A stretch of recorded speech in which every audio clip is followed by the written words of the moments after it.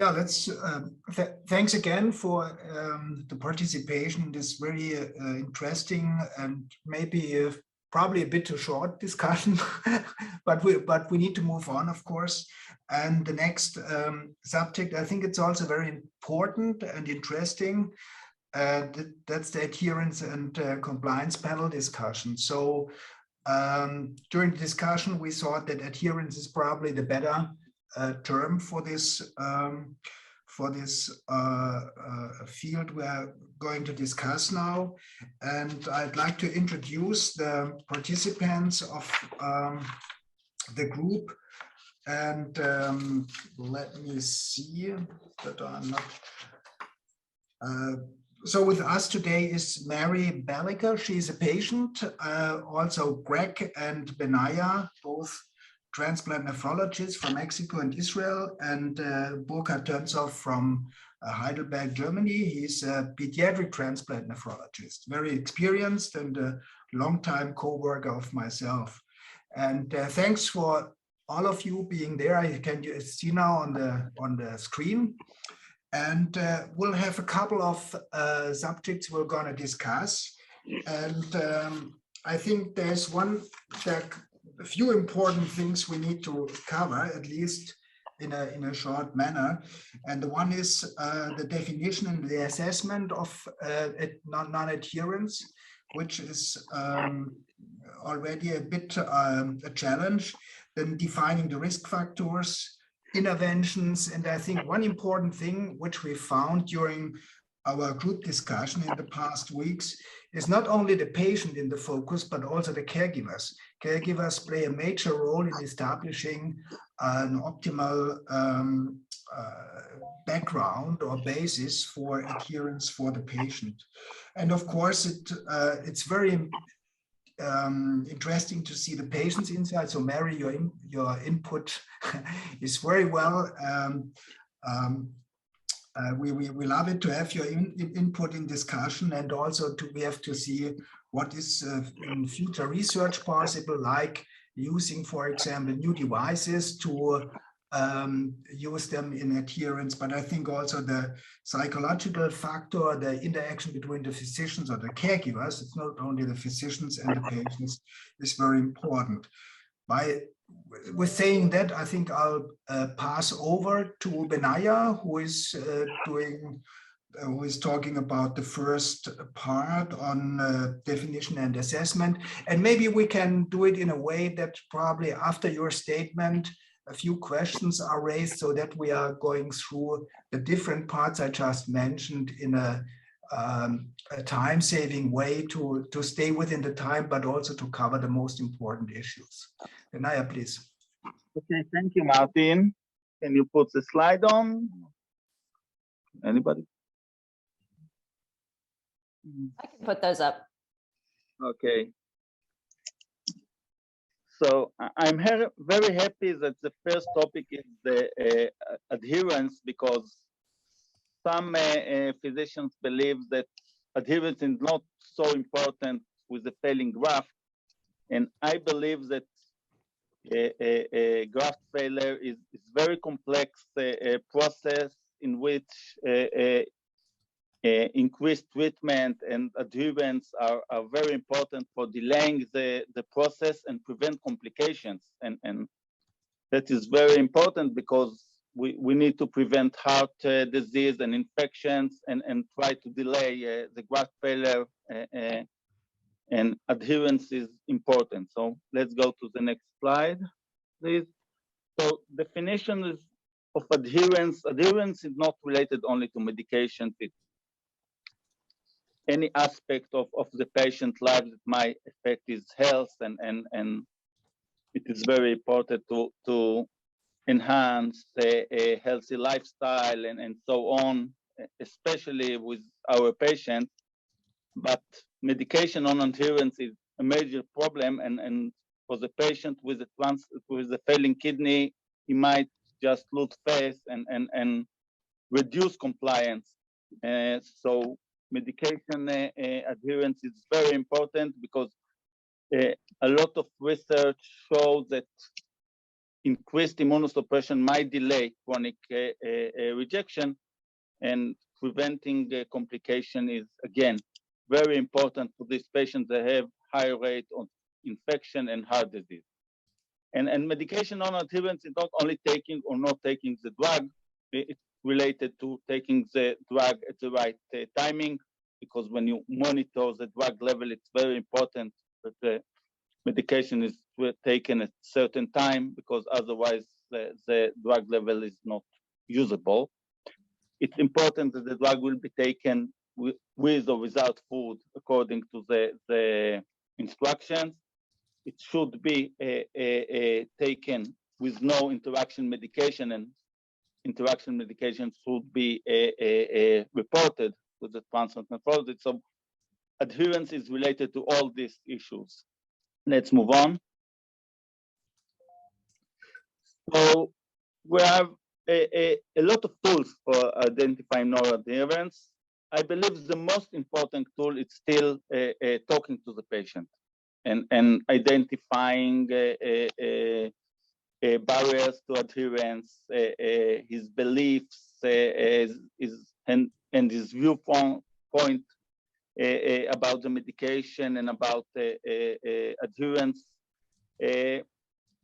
But there is questionnaires that are very useful because they can be done before and after the visit, and can be some quantitative data which can be used for quality control and research. So questionnaires are very important. We can use medication refill data, especially when you are working within an EMO or any other organization that gives the treatment, so you can monitor the refill and identify problems with adherence. We can also look at the drug level, blood drug level, and calculate variability, intra-patient variability. And another important factor is identifying subtherapeutic drug levels. Subtherapeutic drug levels are very important, in my view, directly related to patient outcome.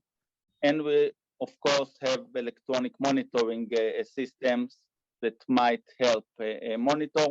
They are used especially in research setting, but I believe they are going to be much more available during the next year. Let's move on. So when you identified non-adherence, there are several interventions, but interventions for non-adherence are always should come as structure planned and not as a single intervention. So, and it should be done with the multidisciplinary group within the patient is the most important member. You should listen to the patient as hear what's the barrier, what's actually preventing from taking the medication, and intervene, and should have intervention plan that is aimed to treat specific barriers, which might be a lot. It might be related to patient belief. It might be related to patient losing faith because his graft is failing. It might be related to social problems, such as he might be embarrassed by taking so many medications. It might interrupt his lifestyle and so on. So you should consult the patients and find the right solution for his specific problem. And again, there is a lot of electronic measures that might be done, especially using some cell phone applications. But again, it should be done as part of comprehensive plan and not as sole intervention. So let's move on. And that's just an example from a recent publications in which they implemented the comprehensive plan and have shown that such plan increased compliance, which was measured by electronic measures. And again, intervention for non-adherence should be comprehensive. Thank you. That's the end of the presentation. Okay, I think, should we move on with Burkhard, or are any questions at this point which covered definition and interventions? So there's a question, what digital solutions are already in practice? Okay, so there are several or a lot of cell phone applications which might remind the patient for his drug, and in some cases he might just signal that he has taken the medication.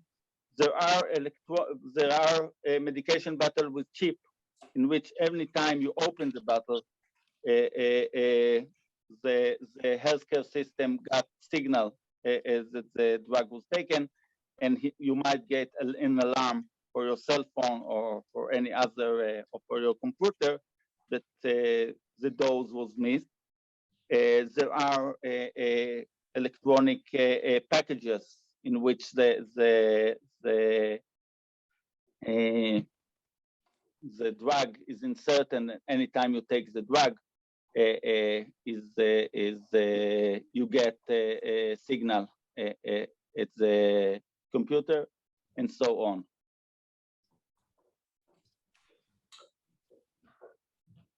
Okay, yeah, Clemens. I think one very key aspect which we need to mention with adherence is empowerment. The patient has to understand that and has to capture really the idea that he is doing it for his health. And I think this is the key concept, what we need really to put forward to our patients, that they are able to take care of their health themselves. I think this is the key message from my understanding. And regarding adherence, I think the big issue is how to measure it, number one, and second, how to improve it. And I think in both kind of in both situations, how to measure it, it's kind of difficult. But I think that can be overcome with adherence, with questionnaires or whatever. But to improve behavior, this is the most difficult thing in the world. Because stop smoking is very clear and very easy, but it's the most hard thing for the patient, or to lose weight. And similarly, to increase adherence is behavioral changes. And here we really need more thinking about this and to improve this as a concept. And this is really difficult to change behavior. I think very important comment. There's a second one from Kevin. It's just a follow on what Clemens said, is that I would just say is that I would ask people to start thinking about the term activation, patient activation. So if we're taking these efforts of education, but we're not measuring the outcome of that, then at the end of the day, then is it really worth doing it if we don't really know how people are advancing? So that would be my suggestion, is trying to move towards activation as an outcome. Thank you. Thanks, Kevin. So we have a patient on our panel. Mary, would you comment on that, what these doctors just said? I totally agree with Kevin. I think it's really important to make sure that you have the activation with the patient so that they're engaged and it's in a partnership. And I'll talk a little bit later about what I think has been successful in regards to my own healthcare. But I think also having worked in transplant as a research coordinator, I think it's important that my aspect is not only for myself, but also looking at other patients that I work with. Thanks very much. I think we should move on, if it's okay for everybody, to Burkhard, who is talking about prevalence, risk factors, and consequences, in particular in the pediatric kidney or solid organ transplantation. Burkhard, please. Yes, hello, good afternoon to everybody. I'm a pediatric nephrologist, so I would like to share with you the pediatric perspective. Next slide, please. It's just important to remind everybody that adherence and non-adherence exist in a continuum. There is no patient who is 100% adherent, and so other people have defined non-adherence as deviation from the prescribed medication regimen sufficient to influence adversely the regimen's intended effects. So it really, we are talking about severe non-adherence, which has to be treated, and some kind of non-adherence probably every patient has. Next slide, please. A lot of focus is being always put on the adolescent age. And certainly adolescence is a period of high non-adherence. The estimated incidence is reported to be somewhat between 28 and 63%. But this slide shall remind us that it is not just the adolescent age, it is also the young adult age, where we have this highly increased graft failure rate, as can be seen in this graph from Dr. Foster. So I would say the high-risk period is not only adolescent age, but the period between 14 and let's say 25, perhaps even 28 years of age. So probably the same problems and issues are relevant for adolescents and young adults together.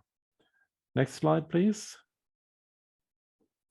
And it's not only the pediatric kidney transplant recipients who do worse, but it is also adolescents after liver, heart, and lung transplantation who have a worse outcome compared to younger pediatric transplant recipients below the age of 12 years, although the initial outcome, as you can see in all four panels, is better in the older age group. Next slide. We talked already how difficult it is to measure medication adherence. Probably we can switch this slide in the interest of time. Next one.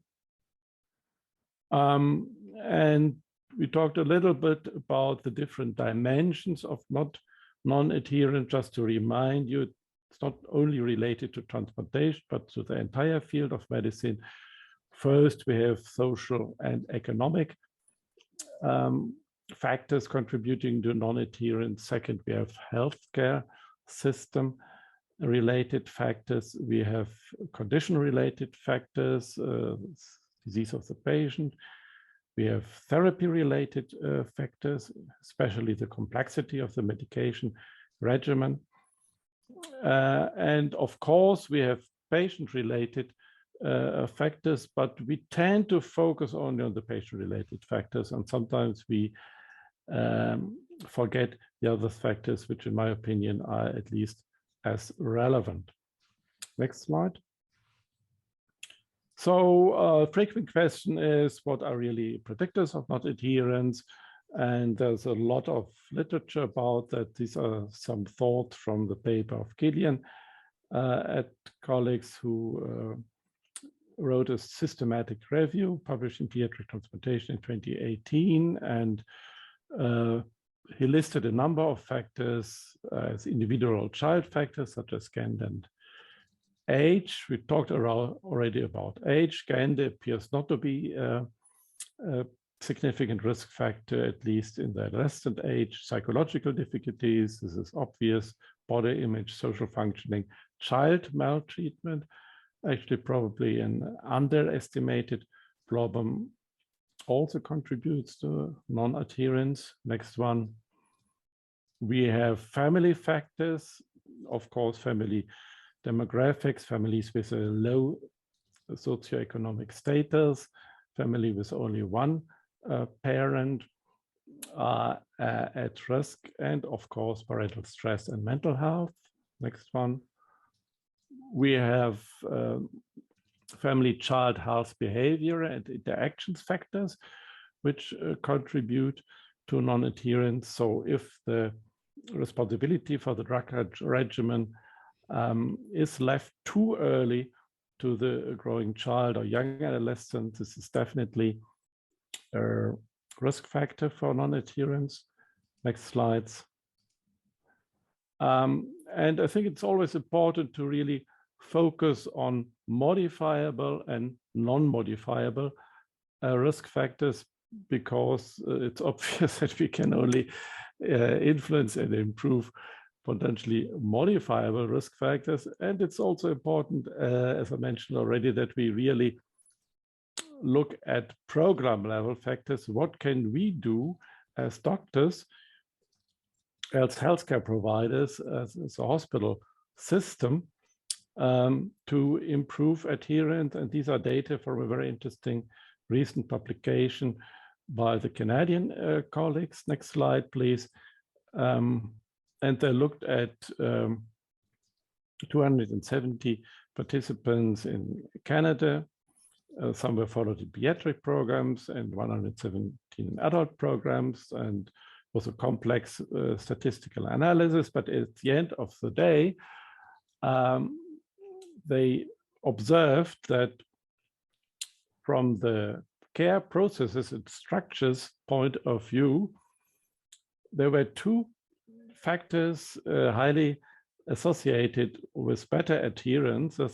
These factors were greater frequency of routine blood testing and more nurse time with patients. So there are definitely two things that we can influence as doctors in a patient who is at risk for non-adherence. We can see them more frequently in our office, and we can devote more time, whether it is doctor's time or nurse time, to talk to them and find out which hurdles and risk factors are present, which we can tackle individually in these patients.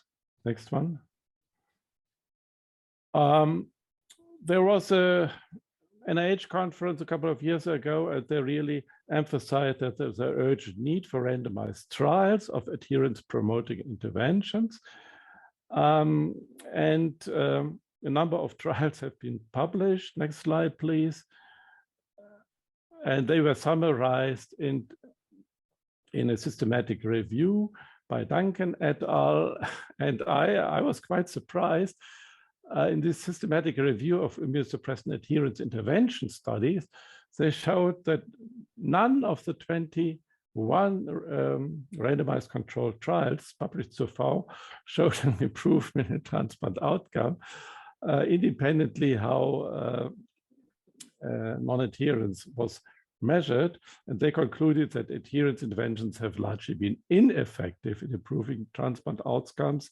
This was a little bit frustrating, but obviously all these studies did not focus on non-adherent patients, always focus on the entire community of patients. And this obviously does not make sense. You really have to focus on non-adherent patients, although it is very difficult, obviously, to recruit them for randomized control studies.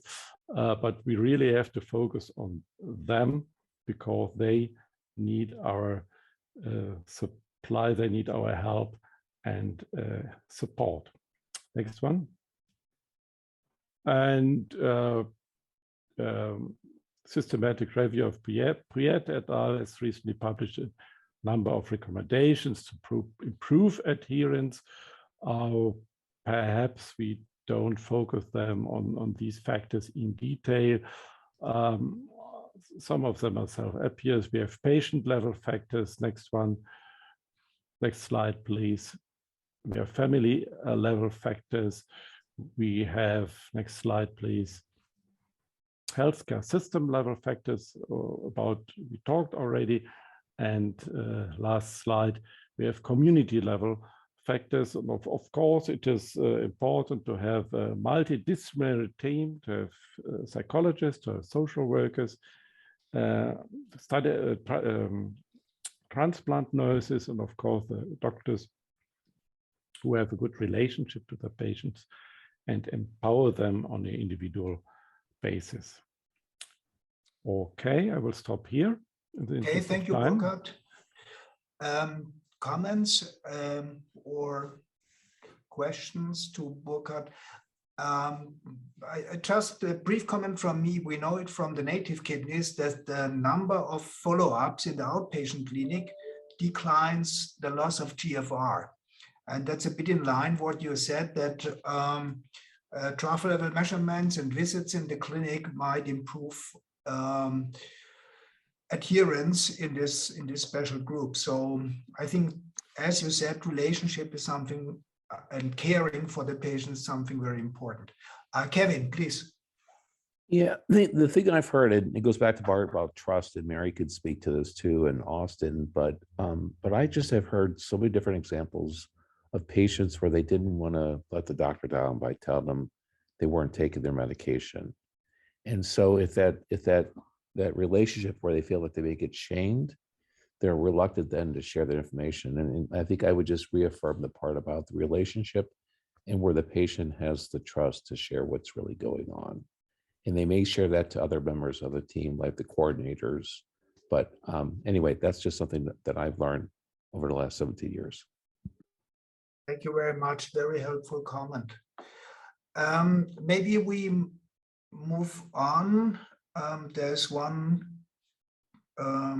comment from Clemens, but it's in the chat. I think that's okay. So I think the next part will be covered from Greg, right? Yes. Okay, please go ahead. Yeah, next slide, please. Okay, I'm just going to focus on 4 points in adult kidney transplant recipients.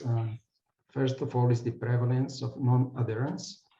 And we can see here on the left a meta-analysis of studies between 1981 and 2005 for different types of solid organ transplants and for kidney transplants. And of course, non-adherence is multidimensional. Non-adherence to taking immunosuppressant medications had the highest prevalence with 36 per 100 patients per year. And it was in fact higher than in other types, including kidney, but all types of transplants. In a more recent systematic review from 2000 to 2019, there was a wide range of prevalences in adult KTRS. And the reason is that they use different definitions, different ways of assessing non-adherence. But when they look at medication non-adherence measured by combining several diagnostic methods, the prevalence was 38% to 55%. Next slide, please.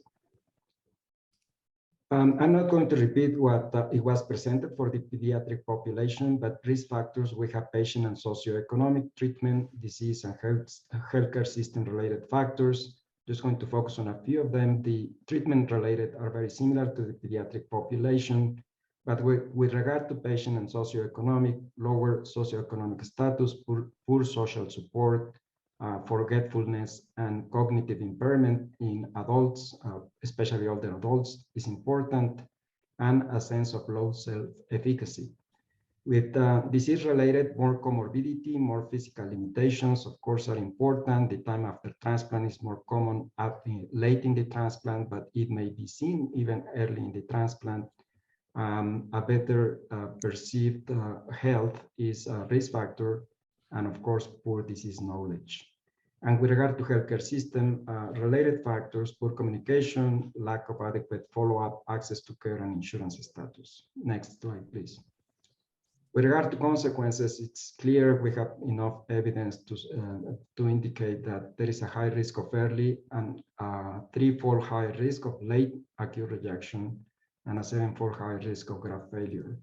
And of course, there is also an increase in cost, and there was an estimation of almost $13,000 increase in individual 3-year medical cost in this study. For example, for the MAPS intervention, it was considered that a decrease of 3% in decrease in rejection rates would make an intervention cost effective. Next. And finally, just to summarize, in this recent systematic review, there are 31 studies of interventions in adults between 2000 and 2019. 23 of the studies are RCTs, 8 are observational, but there is a lot of heterogeneity in study design, patient sample size, definition and assessment of adherence, and follow-up, so a meta-analysis couldn't be done. There are potential biases, for example, the street light effect. That means that very motivated adherent patients are the ones that participate in the studies because they are convenient samples. The inclusion effect, for example, with the smartphones, medication reminders in this study, it had an effect at the beginning, but it didn't last at the end of the study, the inclusion effect. And few studies reported clinical transplant outcomes. The recommendations are to be very patient-specific regarding the interventions based on a careful assessment of risk factors for non-adherence. There are a number of interventions that have been shown in RCTs to be effective in adults, including clinical pharmacy services, medication intake reminders, reduction in pill burden, and educational interventions. And the recommendation is to use a combination of those. And of course, a multidisciplinary approach is recommended. Thank you. Thanks, Greg, for this excellent presentation. And maybe we have a few short comments, or should we move on to Mary? Because we are using the time. We are using the time already from the break, so that Mary has enough time to present her ideas. Is that okay? So please go ahead, yes. Mary. Okay, wonderful.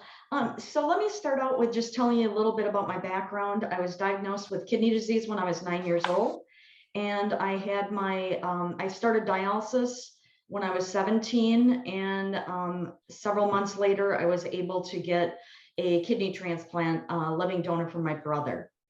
Next slide, please. So what I wanted to kind of share with you is really my experience. I also had 30 years of experience working in healthcare, but I think really after my transplant, one of the things that I really felt were some very interesting and very thought-provoking probably for all of you is that the relationship that I had with not only my transplant surgeon, but also with my nephrologist. I think growing up with having kidney disease, you know, my doctor, my nephrologist would sit next to me on the table. He would talk with me. And I think it really kind of started how I actually worked with my physician and how we had a partnership. And I think that communication, that they not only knew me as a patient, but as a person. And I think that really makes a difference in being able to build that relationship with your physician so you do feel comfortable talking to them.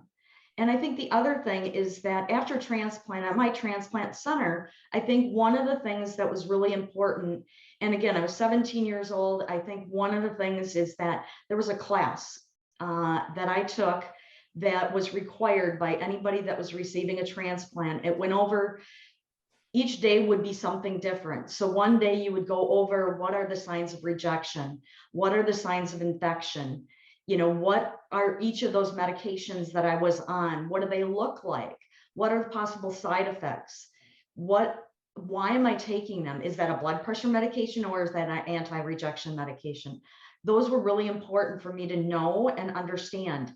You know, if my incision looked red, does that mean that I have an infection? Or if it starts to ooze or something like that, so that you're really on top of it. And so I think being prepared, and I think the other is that the requirement was that you took a written test afterwards. And I think for me, you know, again, I was 17, I honestly thought they weren't going to let me out of the hospital until I passed that test. So I worked really hard in that class to become very successful, know all the ins and outs of what that transplant would mean. I think the other is that I had been on hemodialysis, and one of my biggest fears was going back on dialysis. I think the other is that I felt like it was a duty to me, receiving that special gift of having a transplant from my brother, that I needed to take the best care of it. I think also having follow-up appointments with not only my nephrologist, my transplant coordinator would call and check on me. Again, I was pretty young, and I think one of the things that we've been talking about is adherence and what happens with children and young adolescents of not taking medication.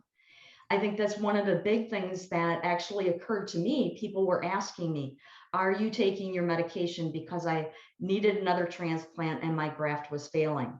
And I think that was another big thing that we need to be careful, that just because we're young or just because we're an adolescent, or that we're concerned of, you know, the puffiness in our face or the shakiness and the tremors, that we don't really look at that obviously this person is not taking their medication. Because I literally was accused by one of the surgeons that I was not taking my medication, and that's why I was losing it. And to have that not only happen to you in losing your graft and having a rejection, but then being accused of something that wasn't occurring, we need to be very careful. And I think that's why it was so important. And my transplant surgeon turned around and said, let's listen to Mary. And one of the things that we found out is that I actually had cyclosporin toxicity. I was not having a rejection. And I did mention to them that I believed I was having that because the tremors were worse, the tingling in my fingers and the burning sensation, the puffy gums from that. I think it's really important to really listen to the whole person, so that when we're talking to patients like myself, that we really make sure that we know all the facts and that there's not that accusation that might not be true. And I think those are some really important things. I think the other thing, and I know I shared that with several people over the years, that I think the other is having that great support system. I was very fortunate that my family was very involved. As I'd mentioned, my first transplant was from my brother.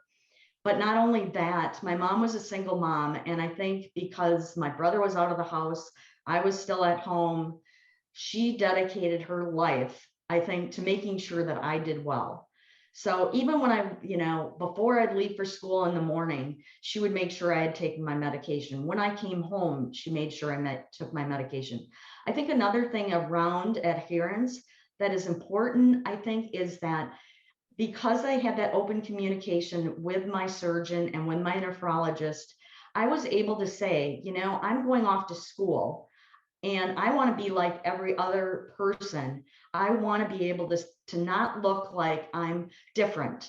I don't want to have people look at me as the sick child at school. So I didn't want them to know. A lot of people never knew I had a transplant. I kind of just disappeared for a few weeks and came back. And I think that's also important, is to make the medication regime work for the patient. So after talking with my physician, we made it so that my most important medications were going to be taken in the morning before I went to school and when I came home later in the evening. So instead of 4 times a day dosing or 3 times a day dosing, I had twice. So it set me up for success.